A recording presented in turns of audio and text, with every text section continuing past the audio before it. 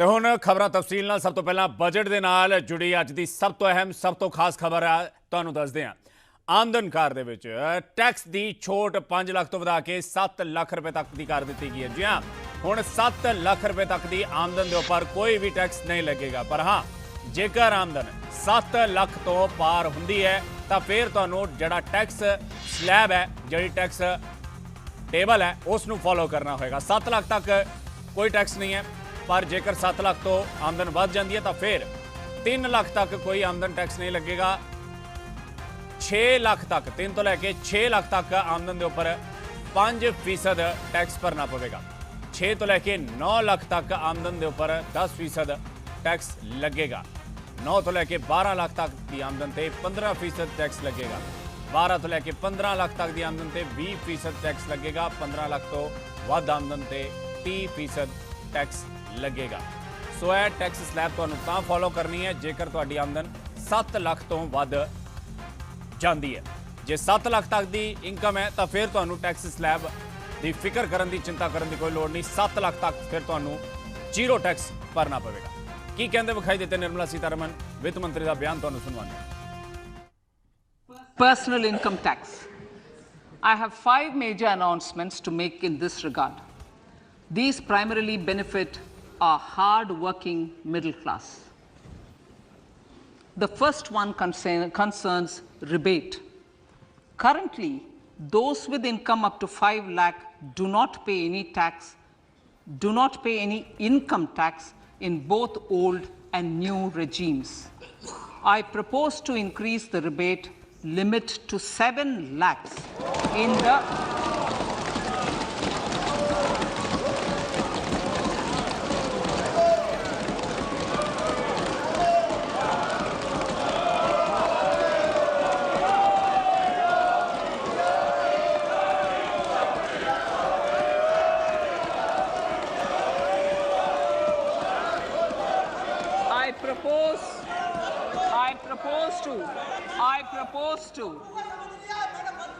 I propose to increase the rebate limit to 7 lakh in the new tax regime. Thus, persons in the new tax regime with income up to 7 lakhs will not have to pay any tax at all. The second proposal relates to middle-class individuals. I had introduced in the year 2020 the new personal income tax regime with 6 income slabs starting from 2.5 lakh. I propose to change the tax structure in this regime by reducing the number of slabs to 5 and increasing the tax exemption limit to 3 lakhs. The new tax rates are 0 to 3 lakh, nil. 3 to 6 lakhs, 5%. 6 to 9 lakhs, 10%. 9 to 12 lakh, 15%. 12 to 15 lakhs, 20%. And above 15 lakhs, 30%. This will provide major relief to all taxpayers in the new regime. An individual with an annual income of 9 lakhs will be required to pay only 45,000 rupees. This is only 5% of his or her income. It is a reduction of 25% on what he or she is required to pay now. That is 60,000. So in the place of 60,000, it is now only 45,000. Similarly, an individual with an income of 15 lakh rupees would be required to pay only 1.5 lakh or 10% of his income or her income, a reduction of 20% from the existing liability of 1,87,500 rupees. तो वित्ती वरे 2023-24 के लिए budget pass कर दिता गया है। Income tax के राहत दी गई है। टैक्स स्लैब्स के भी बदलाव वेखण मिले। वित्त मंत्री निर्मला सीतारमण ने बजट पेश किया। आमदन कर दे टैक्स की छूट 5 लाख तो वधा के 7 लाख रुपए कर दी गई है। 7 लाख तक की आमदन के उपर 0 टैक्स। जी हाँ, पहला जी 5 लाख की लिमिट सी उसनूं हुण 7 लाख कर दिता गया। इस दे नाल ही 0 तो लैके 3 लाख तक की आमदन से कोई आमदन टैक्स नहीं लगेगा। 3 लाख तो लैके 6 लाख तक आमदन से 5% टैक्स भरना पवेगा। 6 लाख तो लैके 9 लाख तक की आमदन से 10% टैक्स भरना पवेगा। 9 ਤੋਂ ਲੈ ਕੇ 12 ਲੱਖ ਤੱਕ ਦੀ ਆਮਦਨ ਤੇ 15% ਟੈਕਸ ਭਰਨਾ ਪਵੇਗਾ। 12 ਤੋਂ ਲੈ ਕੇ 15 ਲੱਖ ਤੱਕ ਦੀ ਆਮਦਨ ਤੇ 20% ਟੈਕਸ ਅਦਾ ਕਰਨਾ ਹੋਵੇਗਾ ਤੇ 15 ਲੱਖ ਤੋਂ ਵੱਧ ਆਮਦਨ ਵਾਲਿਆਂ ਦੇ ਉੱਪਰ 30% ਟੈਕਸ ਲਗਾਇਆ ਜਾਵੇਗਾ। ਸੋ 7 ਲੱਖ ਤੱਕ ਦੀ ਜੇਕਰ ਤੁਹਾਡੀ ਇਨਕਮ ਹੈ ਤਾਂ ਤੁਹਾਨੂੰ ਟੈਕਸ ਸਲੈਬ ਦੀ ਚਿੰਤਾ ਕਰਨ ਦੀ ਕੋਈ ਲੋੜ ਨਹੀਂ, ਪਰ ਜੇ 7 ਲੱਖ ਤੋਂ ਵੱਧ ਇਨਕਮ ਜਾਂਦੀ ਹੈ ਤਾਂ ਫਿਰ ਤੁਹਾਨੂੰ ਇਹ ਟੈਕਸ ਟੇਬਲ ਜਿਹੜਾ ਹੈ, ਟੈਕਸ ਸਲੈਬ ਜਿਹੜੀ ਹੈ ਉਹ ਫੋਲੋ ਕਰਨਾ ਹੋਵੇਗਾ। ਉਸ ਦੇ ਵਿੱਚ ਜਿਹੜੀਆਂ ਨਵੀਆਂ ਦਰਾਂ ਨੇ, ਨਵਾਂ ਟੈਕਸ ਸਿਸਟਮ ਹੁਣ ਡਿਫਾਲਟ ਟੈਕਸ ਸਿਸਟਮ ਹੋਵੇਗਾ। ਜੀ ਹਾਂ, ਬਾਈ ਡਿਫਾਲਟ ਹੁਣ ਤੁਹਾਨੂੰ ਨਵੇਂ ਟੈਕਸ ਸਿਸਟਮ ਦੇ ਨਾਲ, ਨਿਊ ਟੈਕਸ ਰਜੀਮ ਦੇ ਨਾਲ ਹੀ ਟੈਕਸ ਭਰਨਾ ਹੋਵੇਗਾ। ਇਹ ਵੱਡੀ ਗੱਲ ਸਮਝੀ ਜਾ ਸਕਦੀ ਹੈ ਬਜਟ ਦੇ ਵਿੱਚ। Old tax regime, new tax regime, ਇਹ ਦੁਚਿੱਤੀ ਦੇ ਵਿੱਚ ਜਿਹੜੇ ਲੋਕ ਰਹਿੰਦੇ ਸੀ, ਜਿਹੜੀ ਡਿਫਾਲਟ ਹੁਣ ਟੈਕਸ ਰਜੀਮ ਕਰ ਦਿੱਤੀ ਗਈ ਹੈ, ਉਹ ਨਿਊ ਟੈਕਸ ਰਜੀਮ ਕਰ ਦਿੱਤੀ ਗਈ ਹੈ। ਇਸ ਦੇ ਨਾਲ ਹੀ 5 ਲੱਖ ਤੋਂ ਵਧਾ ਕੇ 7 ਲੱਖ ਕਰ ਦਿੱਤਾ ਗਿਆ ਹੈ ਜਿਹੜੀ ਛੋਟ ਹੈ। ਸੋ ਪੁਰਾਣੀ ਟੈਕਸ ਸਲੈਬ ਕੀ ਕਹਿੰਦੀ ਹੈ, ਨਵੀਂ ਟੈਕਸ ਸਲੈਬ ਕੀ ਕਹਿੰਦੀ ਹੈ, ਕੰਪੈਰੀਜ਼ਨ ਟੀਵੀ ਸਕਰੀਨਸ ਤੇ ਤੁਸੀਂ ਵੇਖ ਪਾ ਰਹੇ ਹੋ। ਜੇਕਰ ਪਹਿਲਾਂ 2.5 ਲੱਖ ਤੱਕ ਦੀ ਆਮਦਨ ਸੀ ਤਾਂ ਕੋਈ ਟੈਕਸ ਨਹੀਂ ਸੀ ਲੱਗਦਾ, ਪਰ ਹੁਣ 3 ਲੱਖ ਤੱਕ ਦੀ ਆਮਦਨ ਦੇ ਉੱਪਰ ਕੋਈ ਟੈਕਸ ਨਹੀਂ ਲੱਗੇਗਾ। ਪਹਿਲਾਂ 2.5 ਲੱਖ ਤੋਂ ਲੈ ਕੇ 5 ਲੱਖ ਤੱਕ 5% ਲੱਗਦਾ ਸੀ, ਹੁਣ 3 ਲੱਖ ਤੋਂ ਲੈ ਕੇ 6 ਲੱਖ ਤੱਕ 5% ਟੈਕਸ ਲੱਗੇਗਾ। ਪਹਿਲਾਂ 5 ਲੱਖ ਤੋਂ ਲੈ ਕੇ 7.5 ਲੱਖ ਤੱਕ 10% ਲੱਗਦਾ ਸੀ, ਹੁਣ 6 ਤੋਂ ਲੈ ਕੇ 9 ਲੱਖ ਤੱਕ 10% ਟੈਕਸ ਲੱਗੇਗਾ। ਪਹਿਲਾਂ 7.5 ਤੋਂ ਲੈ ਕੇ 10 ਲੱਖ ਤੱਕ 15% ਟੈਕਸ ਲੱਗਦਾ ਸੀ, ਹੁਣ 9 ਲੱਖ ਤੋਂ ਲੈ ਕੇ 12 ਲੱਖ ਤੱਕ 15% ਟੈਕਸ ਲੱਗੇਗਾ। ਪਹਿਲਾਂ 10 ਤੋਂ ਲੈ ਕੇ 12.5 ਲੱਖ ਰੁਪਏ ਤੱਕ 20% ਟੈਕਸ ਲੱਗਦਾ ਸੀ, ਹੁਣ 12 ਤੋਂ ਲੈ ਕੇ 15 ਲੱਖ ਤੱਕ 20% ਟੈਕਸ ਲੱਗੇਗਾ। ਪਹਿਲਾਂ 12.5 ਤੋਂ ਲੈ ਕੇ 15 ਲੱਖ ਤੱਕ 25% ਟੈਕਸ ਲੱਗਦਾ ਸੀ, ਹੁਣ 15 ਲੱਖ ਤੋਂ ਉੱਪਰ ਸਟੈਂਡਰਡਾਈਜ਼ 30% ਟੈਕਸ ਕਰ ਦਿੱਤਾ ਗਿਆ ਹੈ। ਪਹਿਲੇ 15 ਲੱਖ ਤੋਂ ਵੱਧ ਦੇ ਉੱਪਰ 30% ਲੱਗਦਾ ਸੀਗਾ। यानी कि टैक्स स्लैब ਦੇ ਵਿੱਚ ਵੀ ਤੁਸੀਂ ਵੇਖ ਪਾ ਰਹੇ ਹੋ, ਇਹ ਕਾਲਮ ਜੇ ਘਟਿਆ ਇੱਕ ਤਾਂ ਸਮਝਿਆ ਜਾ ਸਕਦਾ ਹੈ ਕਿ ਹੁਣ ਇਹਦੇ ਵਿੱਚ ਟੈਕਸ ਸਲੈਬ ਦੇ ਵਿੱਚ ਕਿਸ ਢੰਗ ਦੇ ਨਾਲ ਬਦਲਾਅ ਕੀਤਾ ਗਿਆ ਹੈ। ਸਭ ਤੋਂ ਸਿਖਰਲਾ ਜਿਹੜਾ ਕਾਲਮ ਹੈ ਉਹ ਤੁਹਾਡੇ ਸਭ ਤੋਂ ਵੱਧ ਕੰਮ ਦਾ ਸਮਝਿਆ ਜਾ ਸਕਦਾ ਹੈ ਕਿ ਪਹਿਲਾਂ 2.5 ਲੱਖ ਰੁਪਏ ਤੱਕ ਦੀ ਛੋਟ ਸੀ, ਉਹ ਛੋਟ ਨੂੰ ਹੁਣ 3 ਲੱਖ ਰੁਪਏ ਤੱਕ ਕਰ ਦਿੱਤਾ ਗਿਆ। ਯਾਨੀ ਕਿ ਜੇਕਰ ਤੁਹਾਡੀ 7 ਲੱਖ ਤੋਂ ਇਨਕਮ ਵੱਧਦੀ ਹੈ ਤਾਂ ਤੁਹਾਨੂੰ ਇਹ ਟੈਕਸ ਸਲੈਬ ਜਿਹੜੀ ਹੈ ਉਹ ਫੋਲੋ ਕਰਨੀ ਹੋਵੇਗੀ। ਇਹ ਸਿੱਧੀ ਗੱਲ ਹੈ। ਪਹਿਲੀ ਗੱਲ ਸਮਝਣ ਵਾਲੀ ਗੱਲ ਹੈ ਕਿ ਜੇਕਰ 7 ਲੱਖ ਤੱਕ ਦੀ ਇਨਕਮ ਹੈ ਫਿਰ ਤਾਂ ਤੁਹਾਨੂੰ ਇਸ ਟੈਕਸ ਸਲੈਬ ਦੀ ਚਿੰਤਾ ਕਰਨ ਦੀ ਕੋਈ ਲੋੜ ਨਹੀਂ, ਪਰ ਜੇਕਰ 7 ਲੱਖ ਤੋਂ ਵੱਧ ਇਨਕਮ ਵੱਧਦੀ ਹੈ ਤਾਂ ਫਿਰ ਤੁਸੀਂ ਇਹ ਟੈਕਸ ਟੈਲੀ ਨੂੰ ਫੋਲੋ ਕਰੋਗੇ। ਫਿਰ ਇਸ ਟੈਕਸ ਟੈਲੀ ਦੇ ਹਿਸਾਬ ਦੇ ਨਾਲ ਤੁਹਾਨੂੰ 3 ਲੱਖ ਤੱਕ ਦੀ ਛੋਟ ਮਿਲੇਗੀ ਤੇ ਉਸ ਤੋਂ ਬਾਅਦ ਜਿਉਂ-ਜਿਉਂ ਤੁਹਾਡੀ ਇਨਕਮ ਵੱਧਦੀ ਜਾਏਗੀ ਉਹਦੇ ਵਿੱਚ ਜਿਹੜੇ ਟੈਕਸ ਦੀ ਸਲੈਬ ਹੈ ਉਹ ਤੁਹਾਨੂੰ ਇਹ ਨਵੀਂ ਟੈਕਸ ਸਲੈਬ ਜਿਹੜੀ ਇਸ ਵੇਲੇ ਤੁਸੀਂ ਵੇਖ ਪਾ ਰਹੇ ਹੋ ਉਸ ਹਿਸਾਬ ਨਾਲ ਟੈਕਸ ਅਦਾ ਕਰਨਾ ਪਵੇਗਾ।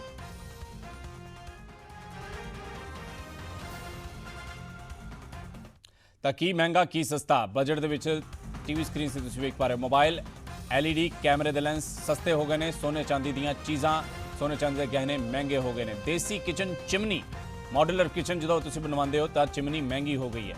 ਖਿਡੌਣੇ ਸਾਈਕਲ ਸਸਤੇ ਹੋ ਗਏ ਨੇ, ਜਦਕਿ ਸਿਗਰਟ ਦੇ ਉੱਪਰ ਡਿਊਟੀ ਹਾਈਕ ਕਰ ਦਿੱਤੀ ਗਈ ਹੈ, ਇਸ ਕਰਕੇ ਸਿਗਰਟ ਟobacco ਪ੍ਰੋਡਕਟਸ ਮਹਿੰਗੇ ਹੋ ਗਏ ਨੇ। ਮੋਬਾਈਲ LED ਕੈਮਰੇ ਦੇ ਲੈਂਸ ਸਸਤੇ, ਜਦਕਿ ਸੋਨੇ ਚਾਂਦੀ ਦੇ ਗਹਿਣੇ ਮਹਿੰਗੇ। ਮਾਡੂਲਰ ਕਿਚਨ ਬਣਵਾ ਰਹੇ ਹੋ ਤਾਂ ਦੇਸੀ चिमनी महंगी है। टोबैको प्रोडक्ट्स पिछले 2 साल तक इस ड्यूटी ਨੂੰ टच नहीं सी किया गया फाइनेंस मंत्रालय वालों, फाइनेंस मिनिस्ट्री वालों, पर इस बार ड्यूटी हाइक करते हैं। टोबैको प्रोडक्ट्स सिगरेट जड़े है वो महंगे करने का ऐलान कर दिया गया।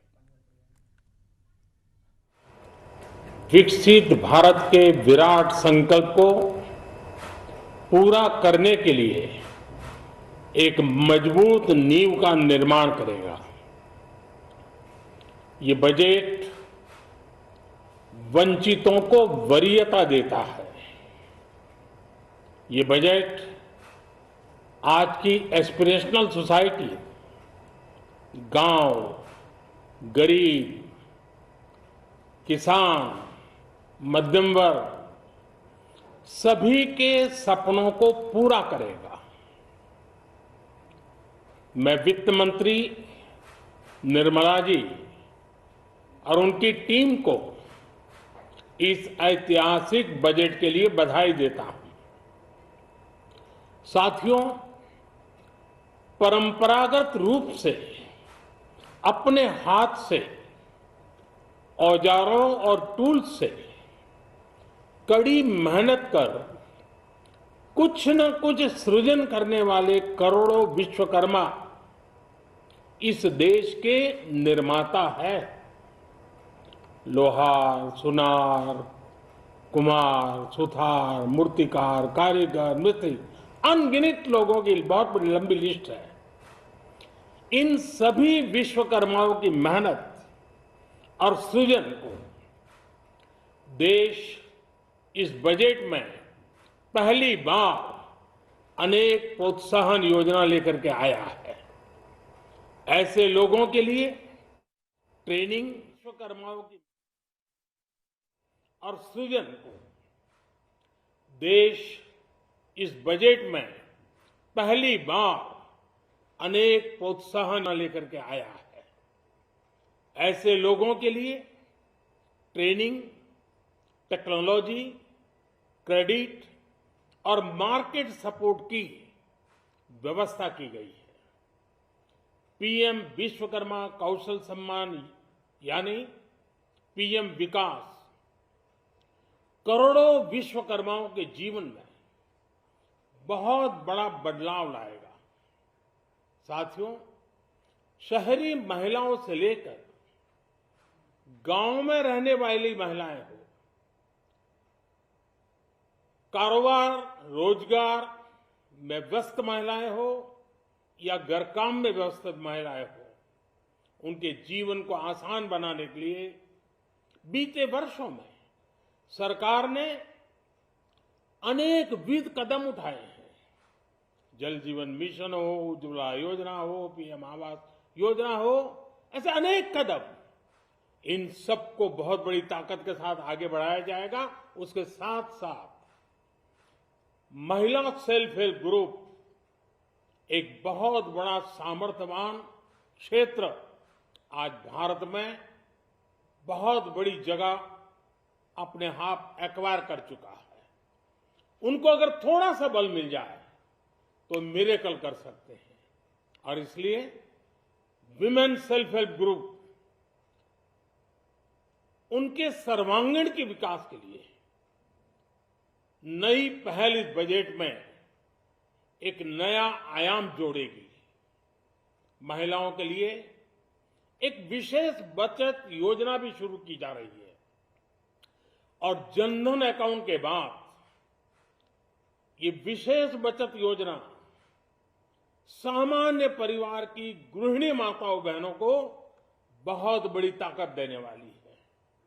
ये बजट सहकारिता को ग्रामीण अर्थव्यवस्था के विकास की धुरी बनाएगा। सरकार ने कोऑपरेटिव सेक्टर में दुनिया की सबसे बड़ी अन्न भंडारण योजना बनाई है, स्टोरेज कैपेसिटी। बजट में नए प्राइमरी कोऑपरेटिव्स बनाने के लिए एक महत्वाकांक्षी योजना का भी ऐलान हुआ है। इससे खेती के साथ साथ दूध और मछली उत्पादन के क्षेत्र का विस्तार होगा। किसानों, पशुपालकों और मछुआरों को अपने उत्पाद की बेहतर कीमत मिलेगी। साथियों, अब हमें डिजिटल पेमेंट्स की सफलता को एग्रीकल्चर सेक्टर में दोहराना है। इसलिए इस बजट में हम डिजिटल एग्रीकल्चर इंफ्रास्ट्रक्चर की एक बहुत बड़ी योजना लेकर आए हैं। आज दुनिया इंटरनेशनल मिलेट ईयर मना रही है। भारत में मिलेट्स के अनेक प्रकार हैं, अनेक नाम हैं। आज जब मिलेट्स घर घर में पहुंच रहा है, पूरी दुनिया में पॉपुलर हो रहा है, तो उसका सर्वाधिक लाभ भारत के छोटे किसानों के नसीब में है। और इसलिए आवश्यक है कि नए तरीके से उसको आगे ले जाया जाए। इसकी एक नई पहचान, विशेष पहचान आवश्यक है। इसलिए अब इस सुपर फूड को श्री अन्न की नई पहचान दी गई है। उसके प्रोत्साहन के लिए भी अनेकविध योजनाएं बनाई गई हैं। श्री अन्न को दी गई प्राथमिकता से देश के छोटे किसानों, हमारे आदिवासी भाई बहन जो किसानी करते हैं, उनको आर्थिक संबल मिलेगा और देशवासियों को एक स्वस्थ जीवन मिलेगा। साथियों, ये बजट सस्टेनेबल फ्यूचर के लिए green growth, green economy, green energy, green infrastructure और ग्रीन जॉब्स को एक अभूतपूर्व विस्तार देगा।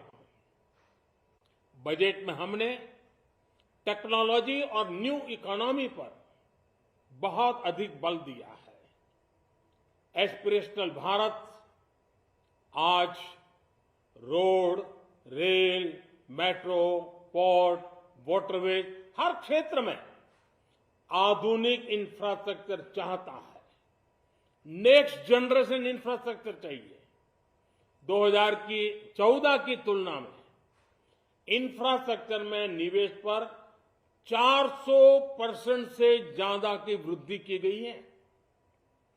इस बार इंफ्रास्ट्रक्चर पर 10 लाख करोड़ रुपए का अभूतपूर्व इन्वेस्टमेंट भारत के विकास को नई ऊर्जा और तेज गति देगा।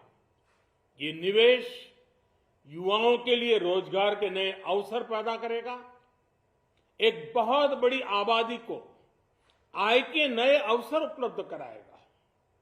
इस बजट में ईज ऑफ डूइंग बिजनेस के साथ साथ हमारे उद्योगों के लिए क्रेडिट सपोर्ट और रिफॉर्म्स के अभियान को आगे बढ़ाया गया है।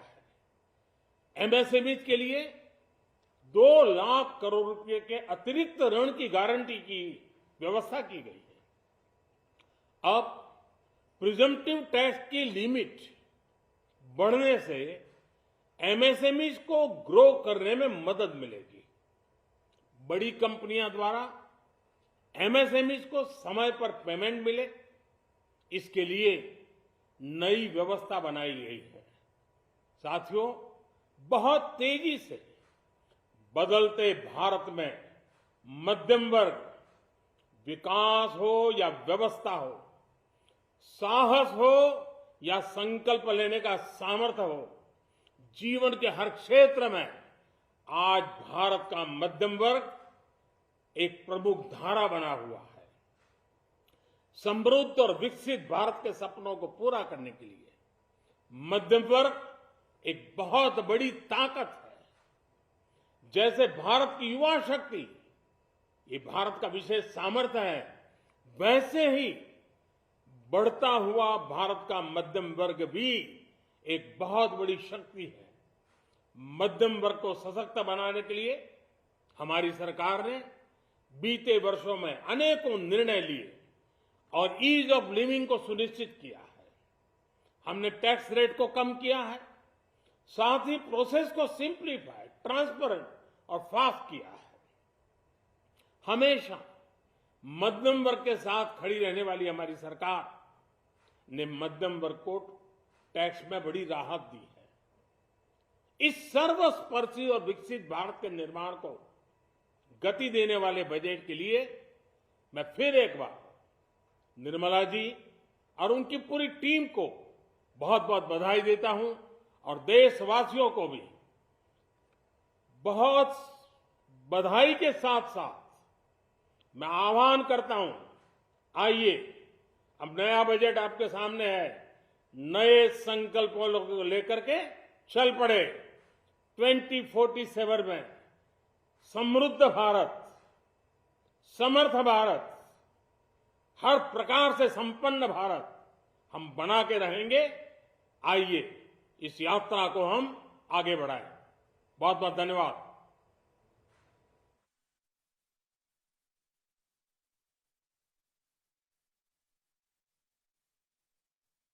पेश किए गए बजट की भरपूर शलाघा करते विखाई दिते प्रधानमंत्री नरेंद्र मोदी।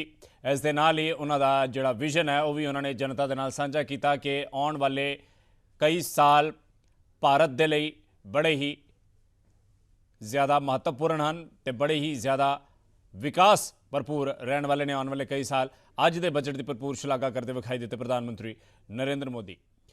तो वित्त मंत्री निर्मला सीतारमन ने अज का बजट पेश किया।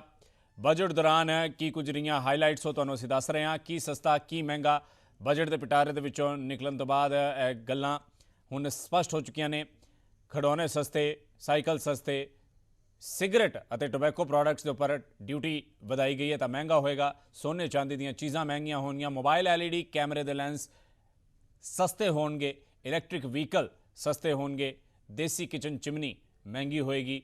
ਸੋ ਕੁੱਲ ਮਿਲਾ ਕੇ ਵਿੱਤ ਮੰਤਰੀ ਨਿਰਮਲਾ ਸੀਤਾਰਮਨ ਨੇ ਸਰਕਾਰ ਦੀਆਂ ਯੋਜਨਾਵਾਂ ਦੇ ਉੱਪਰ ਵੀ ਚਾਨਣਾ ਪਾਇਆ ਤੇ ਇਸ ਦੇ ਨਾਲ ਹੀ ਆਉਣ ਵਾਲੇ ਸਾਲਾਂ ਦੇ ਵਿੱਚ ਕੀ ਕੁਝ ਦੇਸ਼ ਦਾ ਵਿਜ਼ਨ ਹੈ ਉਸ ਦੇ ਉੱਪਰ ਵੀ ਅੱਜ ਦੇ ਬਜਟ ਦੇ ਵਿੱਚ ਉਸ ਦੀ ਇੱਕ ਝਲਕ ਵਿਖਾਈ ਦਿੱਤੀ।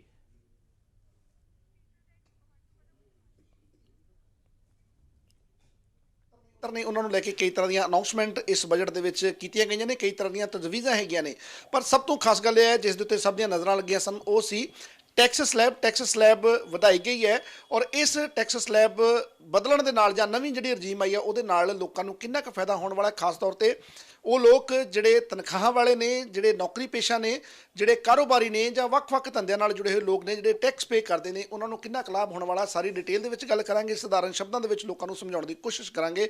ਇਸ ਵਕਤ ਸਾਡੇ ਨਾਲ taxation expert chartered accountant Tushar Bajaj ਸਾਹਿਬ ਹੈਗੇ ਨੇ। ਸਰ, ਕਿਵੇਂ ਵੇਖਦੇ ਹੋ ਪਹਿਲਾਂ ਤਾਂ ਅੱਜ ਦਾ ਜਿਹੜਾ ਬਜਟ ਪੇਸ਼ ਕੀਤਾ ਗਿਆ ਟੈਕਸ ਸਲੈਬ ਨੂੰ ਲੈ ਕੇ ਕਿੰਨੀ ਕੁ ਰਾਹਤ ਮਿਲੀ ਲੋਕਾਂ ਨੂੰ?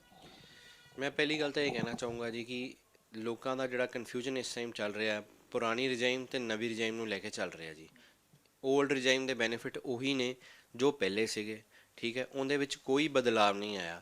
ਇਹ ਜਿੰਨੀ ਵੀ ਅਨਾਉਂਸਮੈਂਟਸ ਹੋਈਆਂ ਅੱਜ ਜਿੰਨੀ ਵੀ ਵਿੱਤ ਮੰਤਰਾਲੇ ਵੱਲੋਂ ਸਾਨੂੰ ਰਾਹਤ ਮਿਲੀ ਹੈ ਇਹ ਨਵੀਂ ਰਿਜਾਈਮ ਦੇ ਹਿਸਾਬ ਨਾਲ ਮਿਲੀ ਹੈ। ਜੇ 7 ਲੱਖ ਤੱਕ ਇਨਕਮ ਤੇ ਕੋਈ ਟੈਕਸ ਨਹੀਂ ਹੈਗਾ ਤੇ ਉਹ ਨਵੀਂ ਰਿਜਾਈਮ 'ਚ ਹੈ। ਪੁਰਾਣੀ ਰਿਜਾਈਮ ਦੇ ਵਿੱਚ 5 ਲੱਖ ਤੱਕ ਕੋਈ ਟੈਕਸ ਨਹੀਂ ਹੈਗਾ, ਠੀਕ ਹੈ ਜੀ, ਉਹ ਰਿਬੇਟ 5 ਲੱਖ ਤੱਕ ਹੀ ਹੈ। ਇਹ ਰਿਬੇਟ 7 ਲੱਖ ਤੱਕ ਨਵੀਂ ਰਿਜਾਈਮ ਦੀ ਹੈ।